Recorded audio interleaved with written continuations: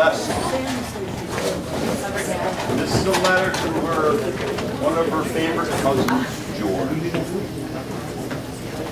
Couldn't miss the opportunity to recall with you, George, and with the younger generations, some thoughts about our past. In our grandmother Bush's family, there were 3 girls: Aunt Mary, Caroline, my mother, and Victoria, your mom. And there were 4 brothers: Uncle John, Uncle Frank, she says Uncle Jim, but it was Uncle Mike, and Uncle Joe. Your dad used to say that he would introduce his brothers-in-law as John Bush, Frank Buck, spelled B-U-C, Jim Clark, and Joe Buck, spelled B-U-C-K. None with the last same name or spelling. Even with the variety of last names, my mother claimed the name Boots, which is on her birth record. She said also that some people said Boots when they read that name. The family name must have changed in translation through reading and speech after the family moved to North America. My brothers and sisters all had wonderful memories of our 27 cousins and our aunts and uncles from our mother's side. Aunt Mary, a very prayerful person, was a constant cook and kept an immaculate house, and managed to be a bookie on the side.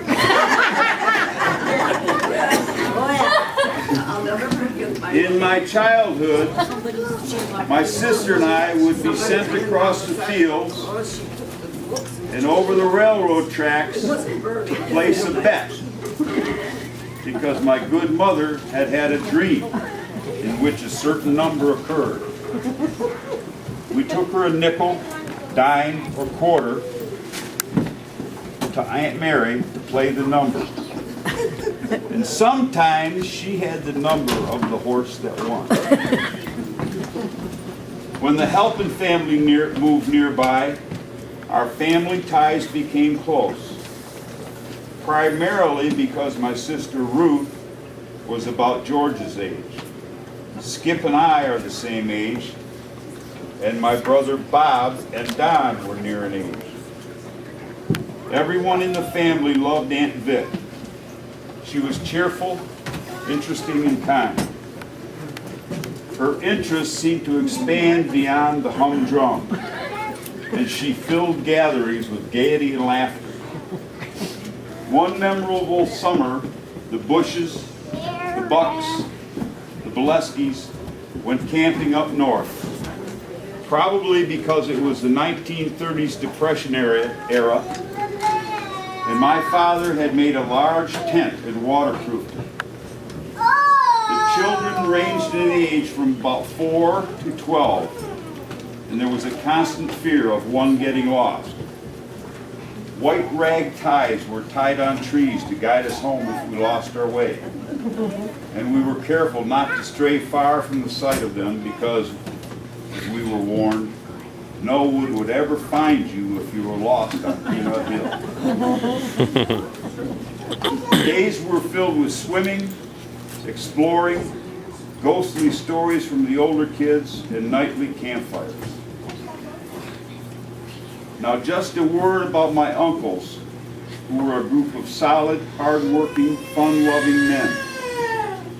Uncle John Bush never lost a chance to slip a coin into a niece or nephew's hand. Uncle Frank Buck was so tall, he had to be careful not to bump his head into Cohan's basement, where everyone had Christmas dinner.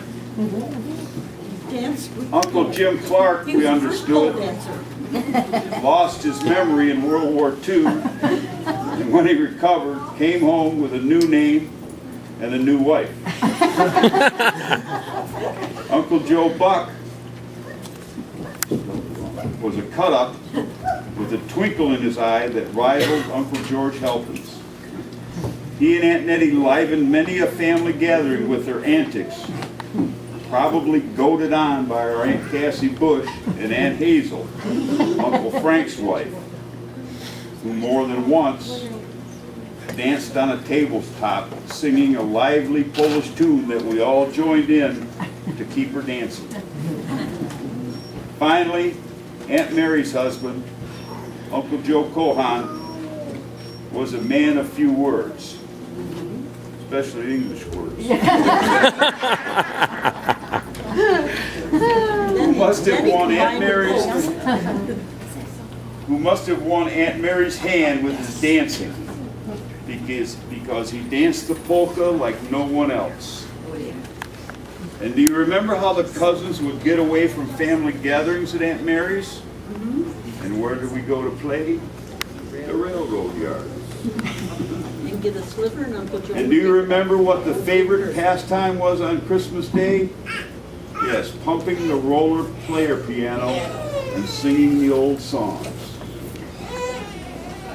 And do you remember what our religious aunts did when someone died?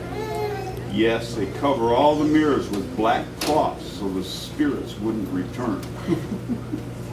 Looking back, we know that our families didn't have much in monetary wealth when we were young.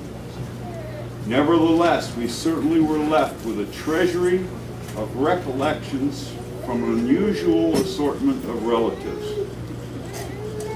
Congratulations, George, on this memorable day. I'm glad that you were part of that family era that I recall with fond affection. Your cousin, Jerry. Did